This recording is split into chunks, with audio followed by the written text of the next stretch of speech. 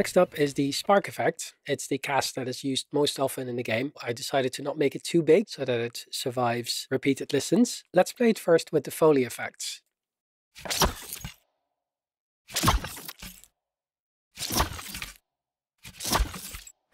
Right, let's go through the individual layers here without the Foley. Cast layer 1. Without any layer effects. And the source for this, I've said a million times now that I like creating palettes, but it is really a useful way of working. This spark will now sound sympathetic to the ball lightning. Let's have a look at the layer effects themselves. And most of these will be familiar by now, so I won't go into detail on them. I'll just let you hear what the difference is with and without them.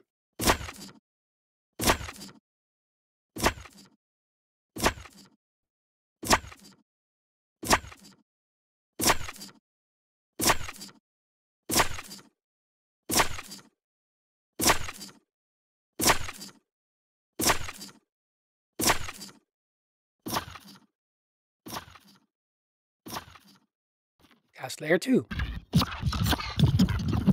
Taken from the same source and now reversed and slightly slowed down as an intro to the cast.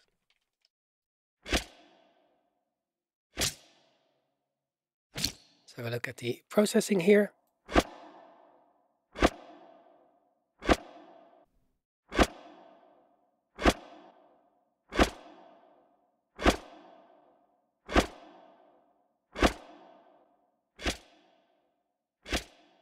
We've looked at transient shaper before and how it helps make sounds appear a bit shorter. Even if it's subtle, it does help placing the sound better in the mix. Let's have a listen to with and without. Here's with.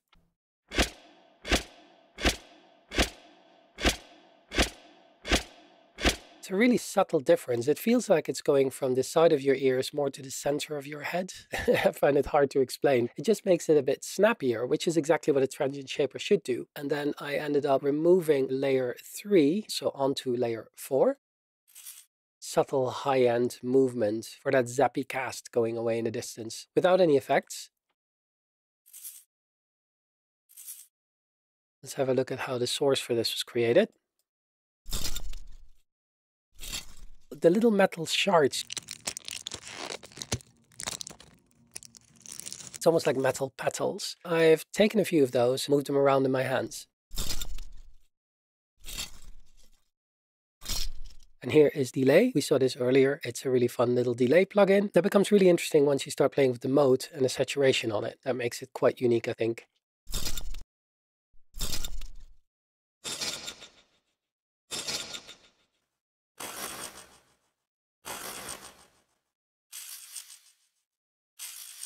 This was then rendered to a longer file, and bits and pieces were used as the fourth cast layer. And then I've actually tamed the high end even more.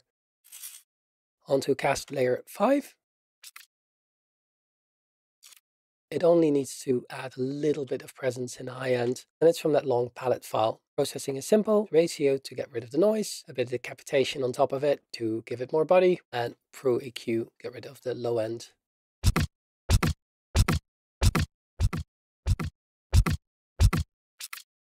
Cast layer 6. A zippy sound, using the same source again, and without any effects that sounds like this. Let's have a look at the effects chain on this one.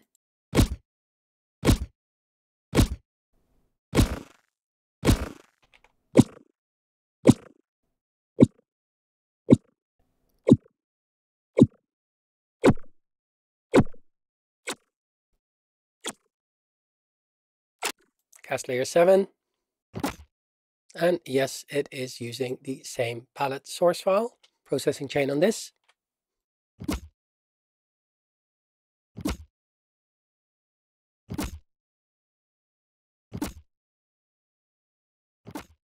And on to the last layer, layer 8.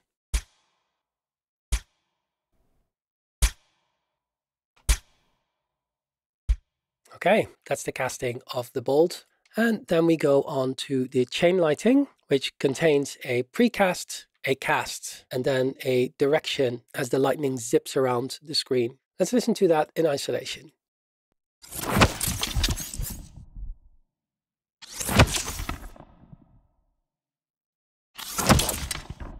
let's dive right into it with the precast layer 1. And again, this is using that large source file. It is a reversed take and it builds up to the casting. Let's have a look at the processing of this layer. The second precast layer. And this uses stretch markers to pitch the sound up as it builds. The processing on that is really simple. The source for this is the same sounds we heard earlier in the Spark cast. Now we get to the actual casting sounds. Cast layer 1. Main body of the bouncing and the casting itself. The source for this, you could have guessed that one. And the processing is the chain we've seen a lot on these layers.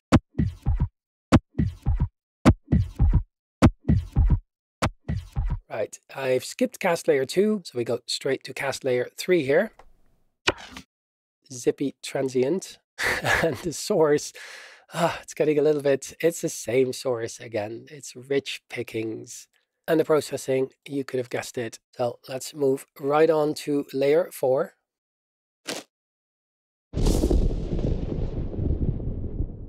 That's using the cloth thunder that has been used on the ball lightning as well. Processing, again, very straightforward. Layer 5, I ended up not using. Onto layer 6, the first one of the chain lightning that goes into the reverb. It's another build-up layer, so I probably would have been better off sitting in a precast, but sometimes I forget to move things around and rename them. Processing is quite simple, but the way I've created this file isn't, looking at the amount of source files here. So let's look at how that was created. Here's the original source. And I thought as I'm working on this, I might as well start experimenting with PhasePlant. And I've got a trial for this, but I'm almost certainly going to get their subscription. So this does the same thing as we saw earlier in the Reaper project, where tempo mapping is used to pitch a file up and then down again, together with an overdrive and a low pass and a high pass filter. I want to shout out to Mike Clark, who created a very similar version of this using cloth to create thunder, and I was incredibly impressed by how good that sounded. So I've recreated that here to create loads and loads of source. Let's have a listen at how I set this up on the layer where PhasePlant is. I'll add a MIDI file. And then I'll add a note on that and then copy the note over a lot of times. That way I can play this back in a loop and PhasePlant will be triggered, and then I can start building my granular patch.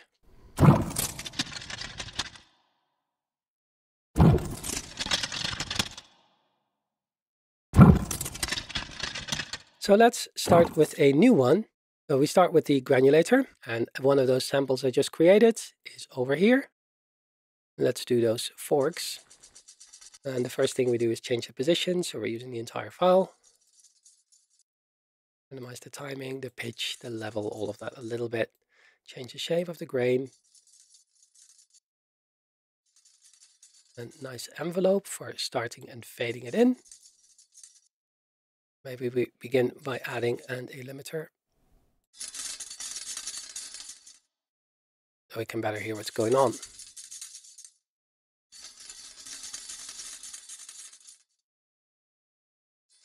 Draw a curve.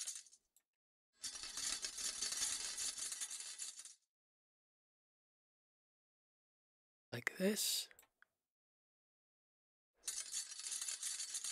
Let's start by driving the pitch here.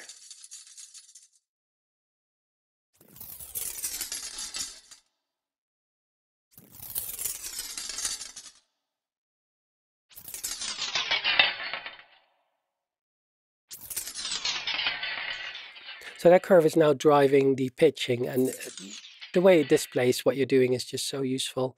Now I also want a filter on this. You know, it's much more fun to listen to this with those crispy backs, so let's do that instead.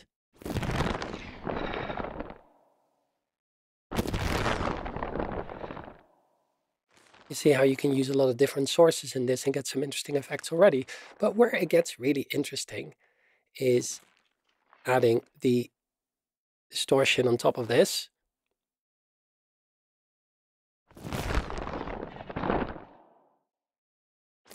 And then driving the overdrive from the same.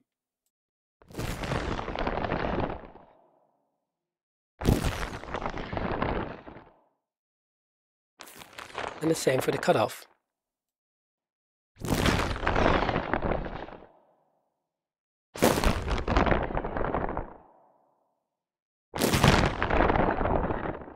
Then it's really a question of adding more effects to this. There are several tutorials online that explain this a lot better, but I wanted to show you the basics. Adding more post-processing.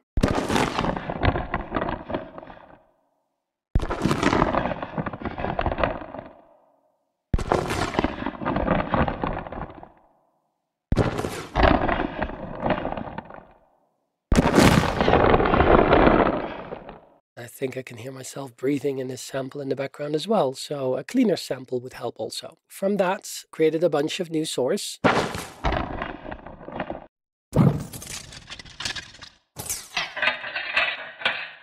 And there are some new palette files. Let's go back to cast layer 6. These are used in a reversed way to build up the spell effects.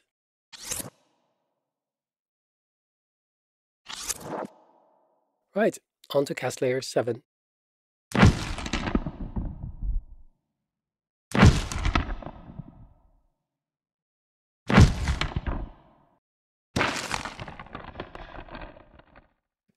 In the processing, we have a familiar chain.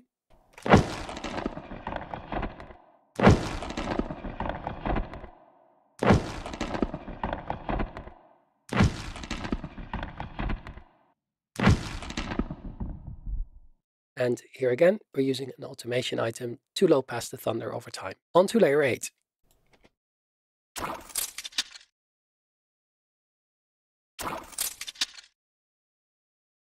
And this is using one of those sources created with PhasePlant. Here it is without any effects.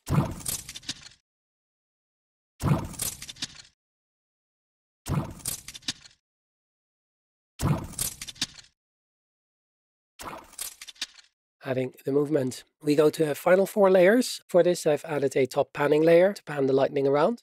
The first one I ended up not using, so we go straight to direction layer 2. Punctuating all those impacts. Then a processing chain with some familiar plugins on this.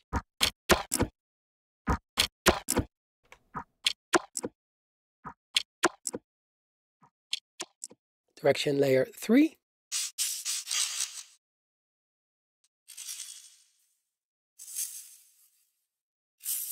And it's the same file that was used for the spark going off in a distance. And here it's used to, again, symbolize electricity and movement. There's almost no processing on this other than a bit of EQ.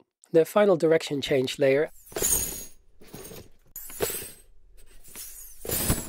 This is the little metal piece that's coiled up in a measure. If you break apart the measure and take this out, you get these sounds when you throw it around. Processing on this, fairly simple again, just a bit of EQ.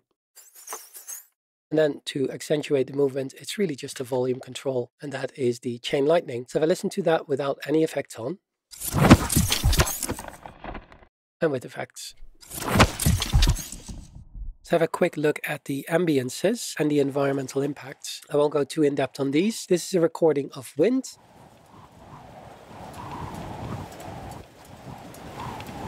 And it's being panned around. Next are the torches.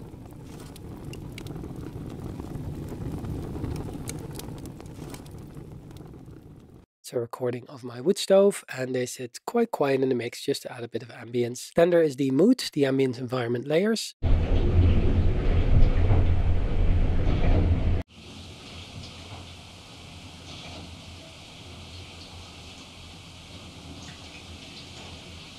Mostly getting rid of all that extra noise, and it's slowed down quite a bit. Next layer. Recorded in a church, which seemed appropriate for this environment.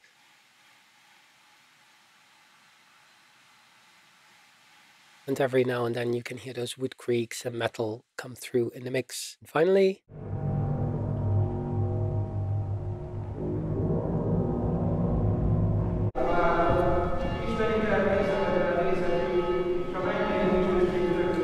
a wedding recording in a church. It kind of fits the Diablo aesthetic.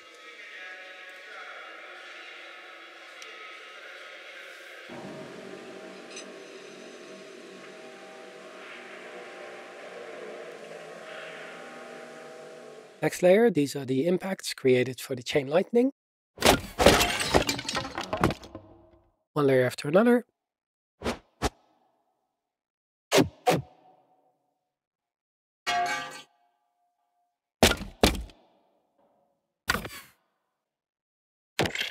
And this is to add a little bit of character, so it's not just Foley sounds. And on most of them, I've used a little bit of Capitator to put them better in the mix when they're quiet, and Transient Shaper to achieve the same thing. Bit of metal. More wood impacts. This is very specifically for those two elements on the screen that fall last. I even added a little bit of movement to the piece of the chair here. I thought that was fun. Now we get to several glass debris and wood debris layers.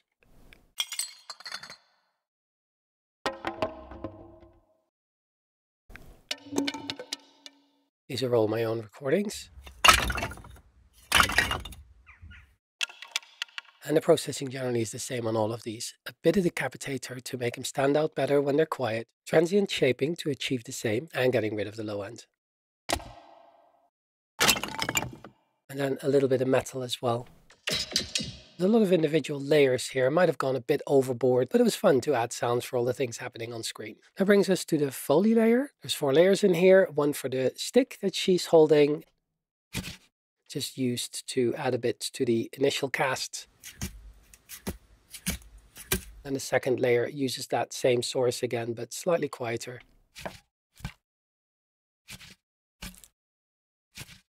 Processing is quite simple. And there's the rope for movement. That's a file of continuous movement with a small leather jacket. And then rather than cutting that to spec, I'm using the automation item again. And by doing that, I could also very easily reuse the same source for running and walking. And of course, you can set up something like that in Wise as well, by looking at 2 bones in a skeleton, calculating the difference between these bones, and using that to drive the volume of a looping sound. Bit of jewelry to add some more character to this on every left step.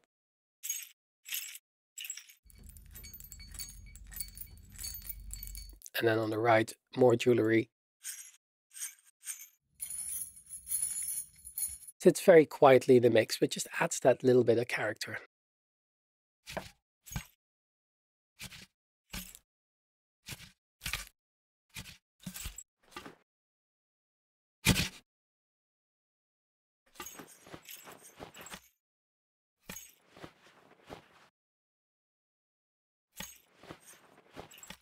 And then finally, we get to the teleport. It's the sound I'm probably most happy with of all of these. It just has a really nice character and motion to it. Let's listen to that in isolation. First layer. It sounds very sci-fi. Once again, there's that main source file that is used everywhere. It pulls all of those different sounds together into the same family, which is appropriate, I think, to represent one magic school. Let's listen to this without any effects on.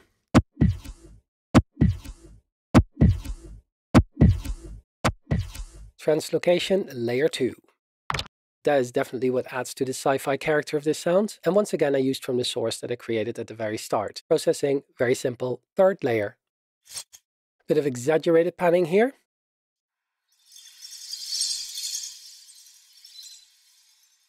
Let's have a listen to that source here.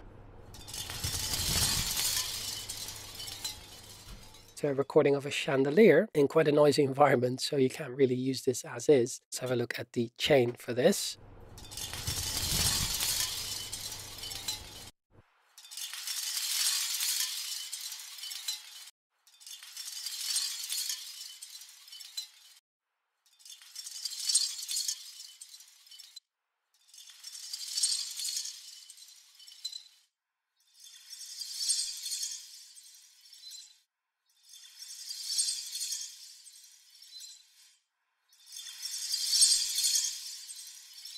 The things that are interesting here or new is freeform phase, which does have a disperser setting. You create bands here and it flips the phase, the same effect that disperser gives you, or the vocoder trick as well. These are all ways of manipulating the sounds to get something I can best describe as a stone being thrown on an ice lake. This was rendered out, and then the processing on the track itself.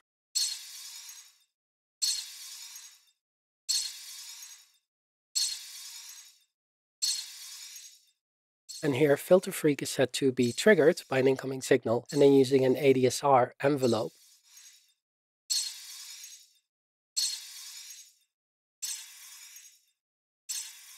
We can go back to layer 3 because it's using the same source. to do that translocation effect, and I've exaggerated panning on this.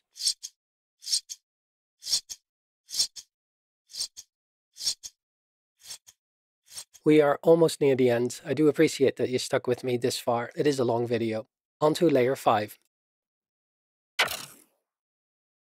Went back to the main palette for the source here. Let's have a listen to that without any effects.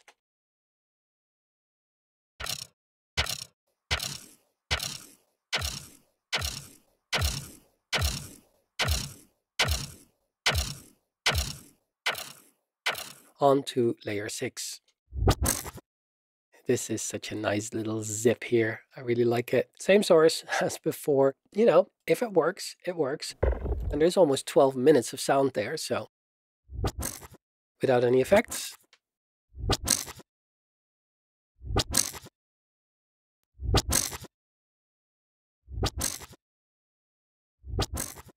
On to layer 7. So layer 7 uses this as source. And it is another one of those Doppler layers. We've gone through a few of those at the very start of this video, so I won't go into detail on that. But it's basically using a Doppler to create more source. Processing on that is very simple. Just keep the high end here. Layer 8. Nice little thundery sound.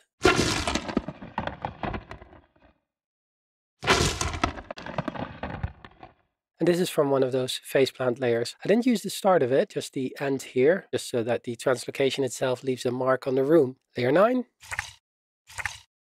And I've borrowed this source from another project.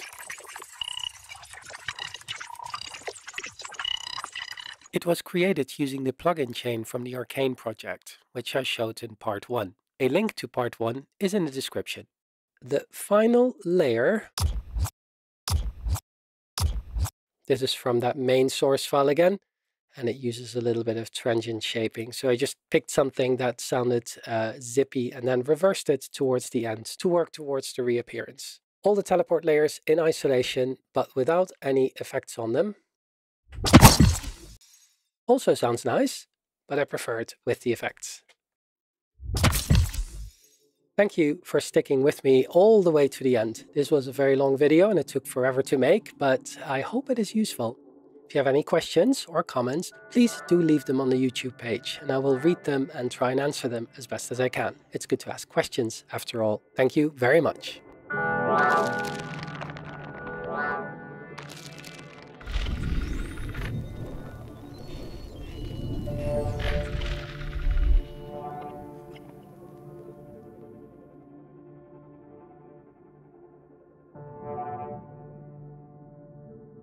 I've done it.